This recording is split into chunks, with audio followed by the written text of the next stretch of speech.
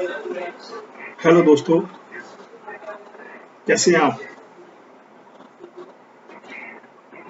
बहुत से मित्रों के आग्रह आए, निवेदन आए कि मैं कहानी आपको सुनाता हूँ और आपके सामने नहीं आता। तो मुझे आज लगा कि आज से मैं कहानी आपके सामने आकर सुनाया करूँगा। और बड़ी खुशी की बात यह है कि मेरे इस नए चैनल पर, जो कि एक प्रेरक कहानियों पर आधारित है, 1000 से ऊपर व्यूज़ हो चुके हैं। तो मुझे लगा अब मुझे आपके प्रत्यक्ष आकर कहानी सुनानी चाहिए। दोस्तों, आज की जो कहानी है वो त्याग पर आधारित है। कैसे हम त्याग से मनमानी वस्तु प्राप्त करते हैं, बिना इच्छा होते हुए, दूसरों का भला करते हुए, कैसे प्रभु हमारा ध्यान रखते हैं, ये इस कहानी में आपको चल जाएगा पता। ये कहानी वास्तविक सच्ची कहानी है, जो कि त्रेता युग की है। बहुत समय की बात है। एक युवक था, बहुत मेहनती और तपस्या करने वाला, प्रभु की भक्ति करने वाला, कर्म करने वाला। दुर्भाग्य उसका ये था कि उसके माता पिता नहीं थे, परिवार में वह अकेला था। गरीब होने के कारण उसके पास ना कोई खेत था, ना कोई काम धंधा करने का कोई साधन था। दिन भर वो किसी दूसरे के खेत पे काम करता और बदले में शाम को उसे कुछ आटा चावल दाल मिल जाती, उसे लेता, पकाता और खाता। इस तरह उसका जीवन आनंद से बीत रहा था। कुछ ऐसे करते करते जब कुछ समय बीत गया तो एक असाधारण सी मुसीबत उसके गले पड़ गई। वो मुसीबत ये थी, वो शाम को खाना उसने बनाया, 4 चपाती बनाता था, जिसमें से जब वो हाथ मुंह धोकर आया तो देखा 3 ही बची पड़ी हैं। एक चपाती गायब हो गई है। बड़ा परेशान हुआ कि पहले ही सुबह से दिन मारा थका आता हूँ, एक रोटी कौन खा गया, कौन ले गया। उसने कहा ठीक है, जैसी प्रभु इच्छा। उसने 3 रोटी खाई, पानी पिया और सो गया। ऐसा करते करते 4 से 5 दिन बीत गए। जब उसको रोज ऐसा होने लगा तो उसका पेट भर खाना भी मिलना ना लगे तो व्याकुल होना शुरू हो गया। उसने सोचा आज मैं देखूंगा कि ऐसा क्या है जिसकी वजह से मेरी चपाती एक गायब हो जाती है। कौन है जो एक चपाती ले जाता है और बदले में मुझे परेशान कर जाता है। उसने छुप कर दरवाजे के पीछे खड़े होकर देखना चाहा तो तभी देखा कि एक चूहा आया, उसकी एक रोटी ली और चुपचाप रोटी लेकर चला गया। बड़ा हैरान हुआ वो देखकर, रोटियां 4 होती हैं, ये एक रोटी ही क्यों लेके जाता है। वो भाग कर आया, चूहे को पकड़ दिया। चूहे से बोला आप कोई साधारण चूहे नहीं हो, आप मुझे बताएं, आप मुझे ये कष्ट क्यों दे रहे हैं, क्यों मेरी रोटी ले जाते हैं। मैं सुबह से शाम तक मेहनत करता हूँ, 4 रोटी बना पाता हूँ, कमा पाता हूँ, और वो भी नहीं कर पाऊंगा तो मेरा पेट कैसे भरेगा। अगर मेरा पेट भर खाना नहीं मिलेगा तो मैं काम कैसे करूँगा, काम नहीं कर पाऊंगा, मेरे जीवन में खुशहाली आएगी या नहीं आएगी मुझे पता नहीं। चूहा उसकी बात सुनकर हंसा और बोला भैया, एक रोटी मेरी किस्मत की है, वो मुझे ले जाने दो। आपको खुशहाली चाहिए, मैं उसका रास्ता बता देता हूँ, परंतु आप मुझे परेशान मत करो, आपको जो चाहिए वो मैं दूंगा। तो वो सुनकर हैरान हुआ। युवक ने पूछा बताओ आप मुझे क्या दे सकते हो। चूहे ने कहा मैं सिर्फ रोटी ले जाऊंगा और आप एक काम करो, दूर पर्वत के पीछे नदियों के पार ऋषि मतंग रहते हैं, उनके पास तुम्हारे सारे सवालों का जवाब मिल जाएगा। आप उनके पास जाओ, उनके आश्रम जाओ, उनसे मिलना, उनकी सेवा करना और अपना सवाल पूछना। मुझे आशा है कि वो अवश्य आपके सवाल का उत्तर देंगे। चूहे की बात सुनकर युवक के मन में उत्साह जाग गया। उसने सोचा मैं जाऊंगा, पूछूंगा, पहले ही मुझे इतने कष्ट हैं और मुझे इतने कष्ट क्या, मेरा जीवन सुविधापूर्वक आरामपूर्वक कब बीतेगा। यह सोचकर उसने चूहे को कहा धन्यवाद भाई, मैं चलता हूँ और मैं संत के पास जाता हूँ। जब वो संत के पास जा रहा था, रास्ते में जंगल में रात हो गई तो वो परेशान हुआ कि विश्राम कहाँ किया जाए। तभी उसे एक झोपड़ी दिखाई दी। झोपड़ी में लाइट जल रही थी। वो वहाँ गया और वहाँ एक बुढ़िया बैठी थी। बुढ़िया से उसने कहा कुछ खाने को मिलेगा।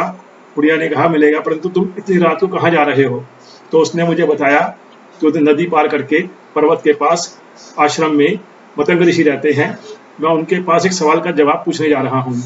बुढ़िया ने कहा आप जरूर जाओ, मेरा आशीर्वाद आपके साथ है, परंतु एक काम करो, आप जाते हुए जब आप जाओगे ही, मैं तो बुढ़िया हूँ, मैं जा नहीं सकती, तो क्या तुम मेरे से एक सवाल का जवाब भी उनसे पूछ लोगे? उसने कहा जरूर, आप बताइए माता जी क्या चाहिए आपको? उन्होंने कहा मैं बड़ी परेशान हूँ, मेरी एक लड़की है 20 साल की, वो जवान हो गई है, अति सुंदर है, परंतु उसकी शादी के लिए एक अच्छा गुणवान लड़का चाहिए, मैं कहीं जा नहीं सकती, तो आप मतंग ऋषि से पूछना कि उसकी शादी कब और किससे होनी चाहिए और कैसे होगी। यह कहते कहते वो रो पड़ी। बालक ने कहा माता जी आप परेशान मत होइए, मैं आपको उत्तर जरूर लेकर आऊँगा। यह कहकर अगले दिन वह खाना लेकर माता जी से बंधवा कर चल पड़ा। रास्ता बहुत लंबा था, बड़े बड़े बर्फीले पहाड़ थे, उसे समझ नहीं आ पा रहा था कि कैसे पार करूं। समय बीत रहा था, परंतु उसको जाने की लगन थी, मन में श्रद्धा थी, विश्वास थी कि मैं अब ऋषि तक पहुंचूंगा और मेरी सारी समस्याओं का निवारण हो जाएगा। तभी उसने देखा एक तांत्रिक वहां पे यज्ञ कर रहा था। तांत्रिक के गात गया, कहा बाबा आप क्या मेरी मदद करेंगे? तांत्रिक को बड़ा क्रोध आया, उसके यज्ञ में विघ्न पड़ा। उसने परंतु बालक को देखकर, सुंदर मोह रूप देखकर उसे क्षमा कर दिया और पूछा बोलो क्या मदद चाहिए? तो उसने तांत्रिक से कहा बाबा मैं ऐसे ऐसे मतंग ऋषि के पास जाना चाहता हूँ, रास्ता सुगम है, पथरीली पहाड़ियाँ हैं, आप मुझे पार करा सकते हैं, आप मुझे मार्गदर्शन कीजिए। वो प्रसन्न हुए। उसने कहा क्यों जाना चाहते हो, इतनी युवावस्था में तुम क्यों जा रहे हो, क्या संन्यास लेना है? कहा नहीं, मैं बहुत परेशान हूँ, मेरा एक सवाल है, उसका मुझे जवाब चाहिए, इसलिए मैं मतंग ऋषि के पास जाना चाहता हूँ। तांत्रिक हंसे और प्रसन्न हुए। उसने कहा ठीक है बालक, मैं तुम्हें मार्ग भी बताऊंगा और सहायता भी करूंगा, परंतु आपको एक कार्य करना पड़ेगा। जब ऋषि मिले तो उनसे मेरे एक सवाल का उत्तर भी ले आएंगे तो आपकी कृपा होगी। बालक ने कहा अवश्य, आप मुझे बताइए क्या सवाल पूछना है, क्या आपके मन में है? तांत्रिक ने कहा मेरे पास सारी विद्याएं हैं, शक्तियां हैं, सब कुछ प्राप्त कर लिया, परंतु मुझे मोक्ष नहीं मिल रहा। आप मतंग ऋषि से पूछना मेरा मोक्ष जाने का रास्ता क्या है, क्या मुझे मोक्ष मिलेगा या जीवन भर मैं यूं ही चलता रहूंगा? आप सिर्फ ये बताइए। और दूसरा मेरी तंत्र विद्या एक सीमा तक है, इस सीमा को पार करते ही वो खत्म हो जाती है, तो मैं चाहता हूँ कि तंत्र विद्या मेरी विश्व व्याप्त हो जाए। उसने कहा ठीक है ऐसा ही होगा, मैं आपके सवाल का जवाब अवश्य लेकर आऊंगा। उस तांत्रिक ने उसको मंत्रों से उस पहाड़ी के ऊपर पहुंचा दिया जहां पर मतंग ऋषि के पास पहुंचने का रास्ता था। परंतु रास्ते में जैसे पहाड़ी पार की तो उसने देखा एक नदी बह रही है। बड़ा व्याकुल हुआ, बर्फीली नदी, ठंडा पानी, उसे तैरना भी नहीं आता था। अब उसका मन परेशान कि मैं क्या करूं, कोई मार्ग दिखाने वाला नहीं है। सोचता रहा, तभी उसे एक कछुआ दिखाई दिया, बहुत विशाल कछुआ। वो उसको देखकर उसके पास गया, कह रहा कछुआ जी महाराज आप क्या मेरी मदद कर सकते हैं? कछुआ हंसा और बोला मैं अपनी मदद नहीं कर पा रहा, आपकी मदद कैसे करूं? बालक ने कहा नहीं, आप मेरी मदद कर सकते हैं, मुझे सिर्फ नदी पार करा दीजिए, आपकी अति कृपा होगी। कछुआ हंसा और बोला इतनी विशाल नदी में पार तो करा दूंगा, परंतु पार करने के बाद तुम्हारा लक्ष्य क्या है, क्या चाहते हो, कहाँ जाना चाहते हो? वहाँ घना जंगल है, वहाँ कोई नहीं मिलेगा। युवक ने कहा मुझे वहाँ मतंग ऋषि के आश्रम जाना है, सुना है वो नदी के पार रहते हैं। कछुए ने कहा बिल्कुल ठीक है, परंतु तुम्हें इस युवावस्था में मतंग ऋषि से क्या पूछना है, क्या करने जाना है, गुरु बनाना है या कोई और विद्या प्राप्त करनी है? वो हंसा और बोला मेरी इतनी क्षमता कहाँ, मैं अनपढ़ छात्र हूँ, मेरे खेतों में काम करता हूँ, मैं इस गुरु बनाने के लिए नहीं आया, मैं अपने सवाल का निवारण करने आया हूँ। मुझे ऐसे ऐसे एक चूहा था वो मेरी रोटी ले जाता था, उसने बताया कि तुम्हारे सवाल का जवाब वहीं मिलेगा। कछुआ हंसा और बोला अवश्य मिलेगा, मैं तुम्हें नदी तो पार करा दूंगा, परंतु तुम्हें मेरे एक सवाल का जवाब पूछना पड़ेगा। वो आप मुझे बताएंगे क्या? युवक ने कहा बिल्कुल, मुझे कोई कष्ट नहीं है, जहाँ मैं इतने सवाल पूछूंगा आपका सवाल भी पूछूंगा, बताइए क्या है आपके मन में? कछुए ने कहा मेरे मन में एक संताप है, मेरी आयु 5000 साल से ऊपर है, परंतु मुझे मुझे मोक्ष प्राप्त नहीं हो पा रहा, कोई तरीका बताएं जिससे मैं अपना मोक्ष प्राप्त कर सकूं। क्योंकि मुझे ये कहा गया है तुम कछुए की योनि से सीधा एक अच्छी योनि में जाओगे और तुम्हें एक अच्छा सा ड्रैगन बनने की योग है, और ड्रैगन बनते ही तुम जीवन को विश्वव्यापी कर लोगे और जो चाहोगे वो पूरा कर पाओगे। तो आप उनसे पूछना क्या मैं जीवन भर ड्रैगन बन पाऊंगा, लड़ता रहूंगा? बालक ने कहा बिल्कुल पूछूंगा। कछुआ प्रसन्न हुआ, उसने अपनी पीठ पर उसको बिठाया और नदी पार करा दी। बालक प्रसन्नता से नाचता गाता सामने आश्रम दिखाई दिया, वहाँ पहुँच गया। पहुंचा तो मतंग ऋषि तपस्या कर रहे थे, वहाँ उनके चरणों में प्रणाम किया, हाथ जोड़कर नमस्कार किया और मतंग ऋषि प्रसन्न हुए और बोले युवक बोलो क्या चाहते हो? युवक ने कहा महात्मा आप तो ज्ञानी हैं, ज्ञानी जान है, मैं आपसे क्या पूछूं? आपसे कुछ छुपा नहीं है, आपके मन में, मेरे मन में जो सवाल है मुझे उसका उत्तर चाहिए। मतंग ऋषि प्रसन्न हुए, ध्यान लगाया, देखा बालक इतनी दूर से मेरे पास आया है, बीच का रास्ता तय करता हुआ, कष्टों से झेलता हुआ। उसने कहा, मतंग ऋषि ने कहा, युवक, मैं तुम्हारे सवाल का जवाब अवश्य दूंगा, परंतु मेरे पास 3 सवाल पूछना, 3 से अधिक सवाल मत पूछना। 3 सवालों का जवाब दे सकता हूँ, इससे अधिक पूछोगे तो मैं जवाब नहीं दे पाऊंगा। युवक परेशान, बालक परेशान कि मैं 3 सवाल कौन कौन से पूछूं। एक सवाल कछुए का है, एक तांत्रिक का है, एक बुढ़िया का है। मेरा सवाल का नंबर तो आया ही नहीं, परंतु वो परेशान नहीं हुआ, हिम्मत रखी। उसने कहा, ठीक है महात्मा जी, प्रभु महाराज, मुझे ये बताइए, मैं जब मार्ग में आ रहा था, रास्ते में मुझे कछुए ने नदी पार कराई। कछुआ 5000 साल से तपस्या वहाँ पर जी रहा है। उसके मन में है कि वो ड्रैगन बनेगा, क्या वो बन पाएगा या नहीं, और बनेगा तो उसका मार्ग क्या है, आप बताएं ताकि कछुए को मुक्ति मिल सके। मतंग ऋषि हंसे और उसको बोले, कछुआ अपनी देह से प्यार करता है, इसलिए उसको मोक्ष नहीं मिल रहा। जिस समय वो कवच और अपना पीठ छोड़ेगा, उसी समय ड्रैगन बन जाएगा और जो चाहेगा वो कर पाएगा। युवक ने कहा, ठीक है। मतंग ऋषि ने कहा, ठीक है, अब दूसरा सवाल पूछो। युवक ने बताया, रास्ते में मुझे तांत्रिक मिला था। तांत्रिक ने पूछा, सारी विद्याएं उसको आती हैं, विश्वव्यापी है, ज्ञान है, परंतु वो विद्या एक सीमा से बंधी हुई है। तो तांत्रिक चाहता है कि उसको मोक्ष प्राप्त हो जाए, उसको मोक्ष का ज्ञान नहीं है। क्या उसको इस जन्म में मोक्ष मिलेगा, और मिलेगा तो कैसे मिलेगा। मतंग ऋषि ने कहा, तांत्रिक के पास विद्या है, विद्या का अभिमान है, इसीलिए उसको मोक्ष नहीं मिल रहा। जिस भी दिन वो अपनी सारी विद्याएं किसी को दे देगा, उसे मोक्ष प्राप्त हो जाएगा। बालक ने कहा, ठीक है, अब ये बताइए, रास्ते में मुझे बुढ़िया मिली थी, बुढ़िया की जवान लड़की है, 20 साल की उम्र है। उसका एक ही सवाल था, उसकी लड़की का कोई योग्य वर मिलेगा, उसका समस्या कर रही है, या वो जीवन भर ऐसे ही तड़पती रहेगी और अपनी देह त्याग देगी। लेकिन नहीं, उस लड़की का जो भी और एक बात बताना आपको भूल गया कहानी में, वो लड़की गूंगी थी। सुंदर होने के बावजूद बुढ़िया ये परेशान थी कि जब गूंगी लड़की है तो उसकी शादी कैसे होगी, कौन उससे शादी करेगा। मतंग ऋषि ने बताया कि कोई बात नहीं, वो गूंगी लड़की है, जिस समय उससे कोई शादी करेगा, शादी करते ही उसकी वाणी वापस आ जाएगी और मधुर वाणी से वो बात कर पाएगी। यह सुनकर बालक प्रसन्न हुआ, नाचता गाता वापसी चल पड़ा। परंतु उसने सोचा, मैं किस काम के लिए आया था, मुझे अपने सवाल का जवाब तो मिला ही नहीं, परंतु क्या करें, जो जीवन में लिखा है जो है। अब चूहे की मर्जी, चूहे ने मुझे रास्ता दिखाया, धन्यवाद किया और वापस चल पड़ा। वापसी में कछुआ मिला, कछुए से पूछा, मतंग ऋषि मिले, उसने कहा मिले। मेरे सवाल पूछा, हाँ पूछा, उसका जवाब मिला, बिल्कुल मिला। तो बताइए, मेरा उद्धार कैसे होगा, मैं ड्रैगन कैसे बनूंगा। बालक ने कहा, आपको अपनी देह से प्यार है, जिस समय अपने कब्र से बाहर आएंगे उसी समय ड्रैगन का रूप धारण कर लेंगे और विश्वव्यापी हो जाएंगे। कछुए ने कहा, ठीक है, मैं ऐसा ही करता हूँ। कछुआ तुरंत देह से बाहर आ गया। जैसे ही अपने खोल से बाहर निकला, उसके खोल में मोतियों का भंडार था, चारों तरफ मोती बिखर गए निकलते ही।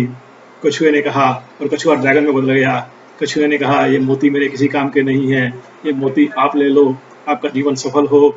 उसको मोती दिए और हाथ में उसको उठाकर ड्रैगन ने उसको पर्वत पे ले गया, नदी पार करा दी और अपना ड्रैगन बन के वो मोक्ष धाम को चला गया।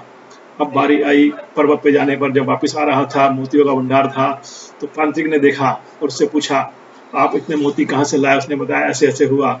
उसने कहा, ठीक है, आप ले जाओ, परंतु आपने मेरे सवाल का जवाब पूछा। तांत्रिक को बालक ने जवाब दिया, बिल्कुल पूछा और जवाब भी लिया। मैं क्या जवाब मिला, अगर तुम्हारी विद्या अटूट है तो तुम्हें विद्या पर अधिक अभिमान है, घमंड है, इसलिए तुम्हें मोक्ष प्राप्त नहीं हो रहा। मतंग ऋषि ने कहा, जिस समय अपनी विद्या आप किसी को दे दोगे, उसी पल आपको मोक्ष प्राप्त हो जाएगा। तांत्रिक परेशान हुआ, बोला, आपसे अच्छा मेरे को कोई नहीं मिल सकता और मैं किसको ढूंढने जाऊंगा, इसलिए मैं अपनी सारी विद्या तुमको देता हूँ। उसने बालक को अपनी सारी जन्मों की अर्जित की विद्या उसको दे दी। विद्या प्राप्त करते उस विद्या से मोह खत्म हो गया। मोह से दूर होते ही तांत्रिक को मोक्ष प्राप्त हो गया। अब बालक वापस चला, रास्ते में बुढ़िया के पास पहुंचा। अब वो धनवान हो चुका था, विद्या उसके पास थी। जैसे ही बुढ़िया के पास पहुंचा तो बुढ़िया ने पूछा, बालक, क्या तुमने मेरा सवाल का जवाब पूछा, मेरी बेटी कभी बोल पाएगी या नहीं बोल पाएगी, बोलेगी तो कैसे बोलेगी। युवक ने हंसकर उत्तर दिया, आपकी बालिक अवश्य बोलेगी और सुध को सुंदर राजकुमार मिलेगा। जिस समय उसकी शादी राजकुमार से हो जाएगी, उसी समय बोल पाएगी। बुढ़िया ने कहा, मेरे बस की कहाँ राजकुमार ढूंढने की, तुम एक काम करो, तुम ही मेरी बेटी से शादी कर लो। युवक ने देखा लड़की सुंदर थी, गुड़िया के मन के भाव पड़े और तुरंत उसने शादी के लिए हाँ कर दी। रात को उसकी शादी हो गई। जैसे शादी हुई, लड़की ने बोलना शुरू कर दिया तो दोनों खुशी से अपने गांव की तरफ वापस चले। जब वापस आए तो देखा वहां पर एक बहुत सुंदर महल बना हुआ है। युवक ने पूछा गांव वालों से, महल किसका है? सबने कहा ये महल आप ही का है। एक ड्रैगन आया था, उसने यहाँ महल बनाया और बोला जिस समय ये बालक आएगा उसको ये महल अर्पित कर देना। उसके बाद राजकुमार बन गया, लड़की राजकुमारी बन गई, मोतियों का भंडार था और उसके बाद वो जब सफल जीवन जीने लगे। तो उसके मन में ये भाव था कि मेरा प्रश्न का उत्तर तो मुझे स्वयं मिल गया, मेरे कष्ट दूर हो गए। और चूहे को ढूंढा तो चूहा मिला और पूछा आपने मेरा कल्याण कर दिया, आप हमेशा मेरे जीवन में साथ रहेंगे? चूहे ने कहा नहीं, मैं सिर्फ आपके मार्गदर्शन के लिए आया था, मेरा कार्य पूरा हुआ, मुझे भी आपसे जाने की इजाज़त दीजिए। मैं मतंग ऋषि का ही शिष्य हूँ और मैं वापस मतंग ऋषि के पास जाऊँगा। यह कहकर चूहा अंतर्ध्यान हो गया। दोस्तों, इससे हमें ये शिक्षा मिलती है कि हम अपने लिए जीवन भर जीते रहते हैं, अपने लिए कर्म करते रहते हैं, व्याकुल होते हैं, परेशान होते हैं, चिंता में रहते हैं क्योंकि हम सिर्फ अपना सोचते हैं।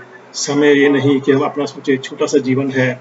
इस जीवन में अपनों के अलावा दूसरों का सोचकर सोचो। जिनको आप जानते नहीं, जिनको पहचानते नहीं, उनका कल्याण के बारे में सोचो तो अवश्य आपका कल्याण होगा। आप यहाँ पर आए हैं मनुष्य रूप में, मनुष्य रूप इसलिए नहीं कि हम मैं करते रहें, स्वार्थ के लिए जिए, परमार्थ के लिए जीकर देखो, आपका जीवन अवश्य सफल होगा। जैसे इस बालक ने अपने त्याग भावना से, मन में श्रद्धा से प्राप्त किया, ऐसे ही मुझे आशा है आप सबके साथ भी ऐसे ही होगा। इसलिए निवेदन है, आपको कहानी अच्छी लगी हो तो अवश्य बताएं, मुझे प्रसन्नता होगी और जो सुझाव जो आप चाहेंगे मैं उसको आमंत्रित करता हूँ, उसको ज़रूर अपनी कहानी में सम्मिलित करने की कोशिश करूँगा। आज मैं आपके सामने प्रत्यक्ष हुआ हूँ और कोशिश रहेगी कि आगे की कहानी मैं इस तरह आपको सुनाता रहूँ और आपका आशीर्वाद प्राप्त करता रहूँ। जीवन में मैंने जो छोटा मोटा अल्प ज्ञान प्राप्त किया है, मुझे आप सबको वितरित करके प्रसन्नता होगी। दोस्तों, आज की कहानी का विराम देता हूँ। नमस्कार।